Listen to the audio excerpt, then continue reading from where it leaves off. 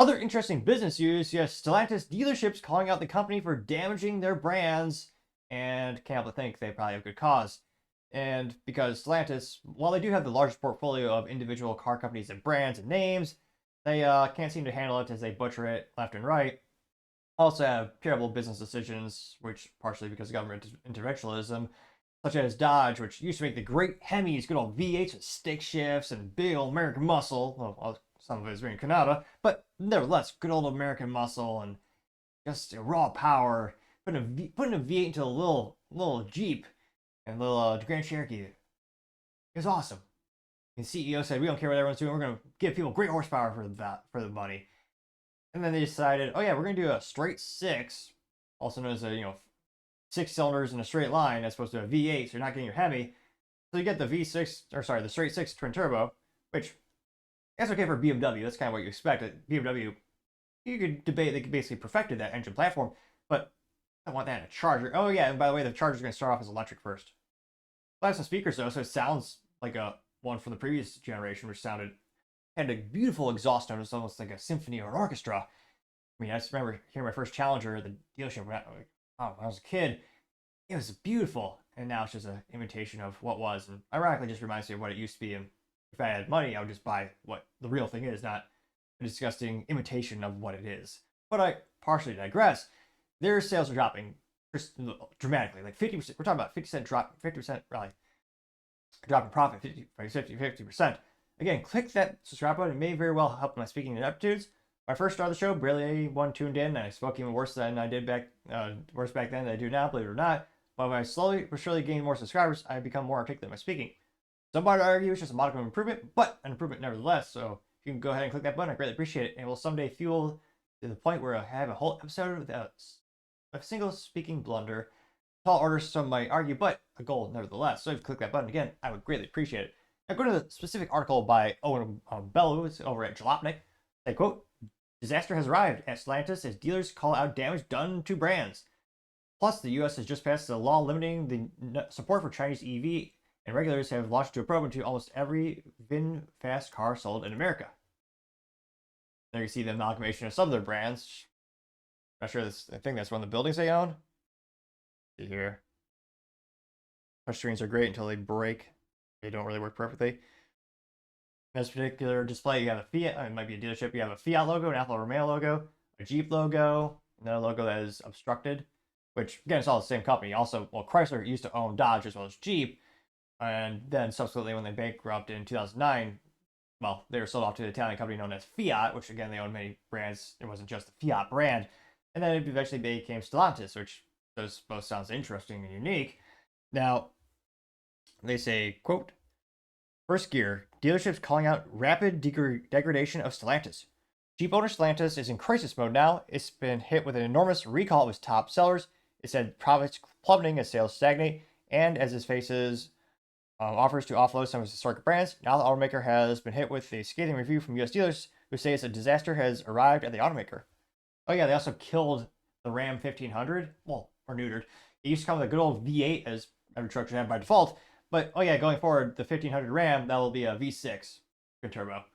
So if you want a good old V8 in a truck, as all trucks should have by default, well, it should also have a stick shift, partially digress. But now you have to buy the Ram at 2500 or 3500 if you want to get a good old V8. Perhaps they're just forcing everyone to upsell because they know not as many people want a V8 in a pickup truck.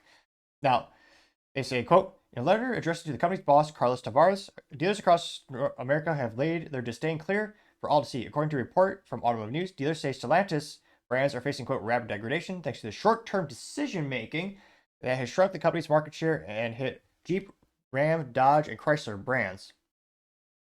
U.S. Stellantis National Dealership Council said, quote, for over 2 years now, well, let's see here, they have been sounding the alarm when it comes to your U.S. executive team, warning them that the course you have set for Stellantis is going to be disaster in the long run. The group said in a letter, "A disaster not just for us, for everyone involved, and now the disaster has arrived." Yeah. Gonna make the Charger EV. Terrible. Ridiculous.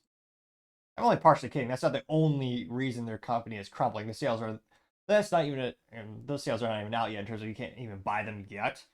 But yeah, in terms of portfolio diversity, the Challenger and the Charger, I mean, this is great. You can buy it for like, I think it started at 26 grand, all the way up to like 126 grand if you want like the best, beefiest, most muscly one possible.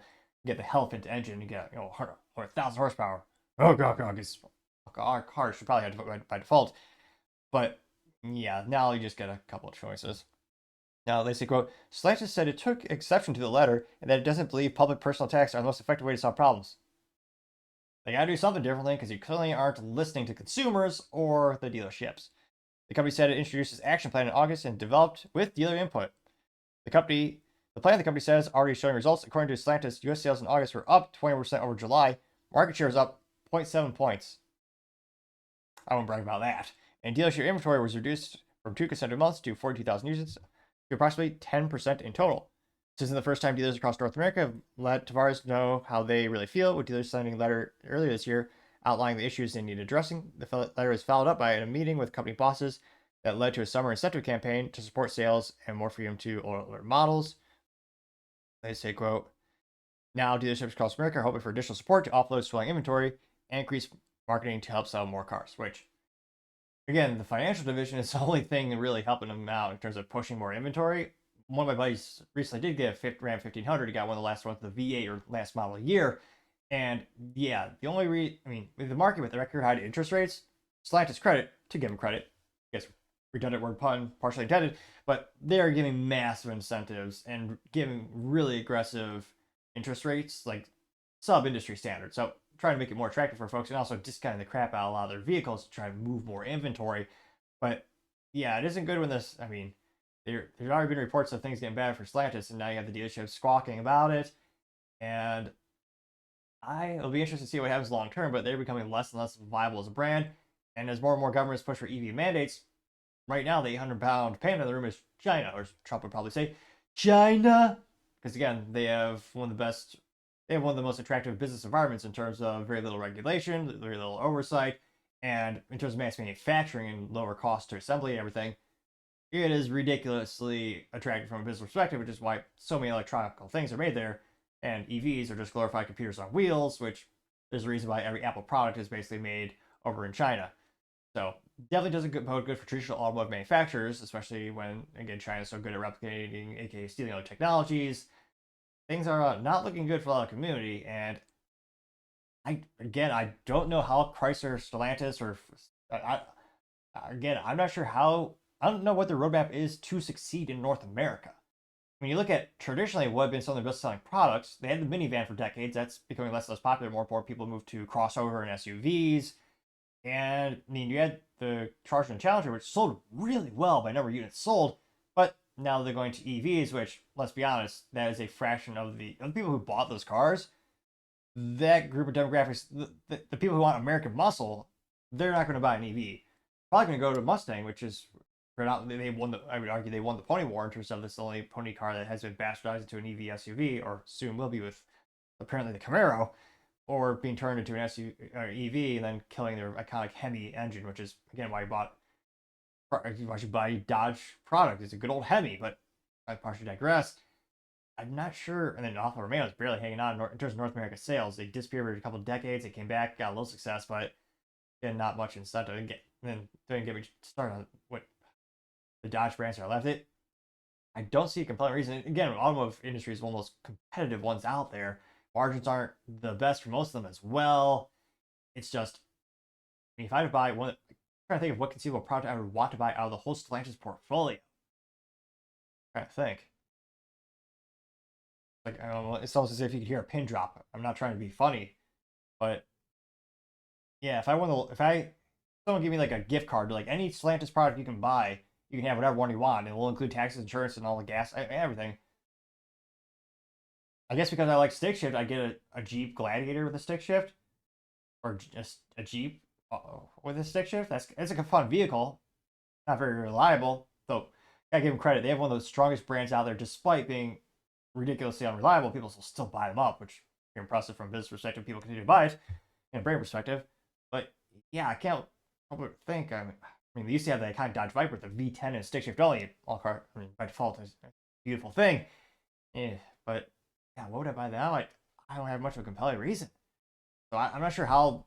I don't know how they're going to survive the next couple of years as you have more and more competition.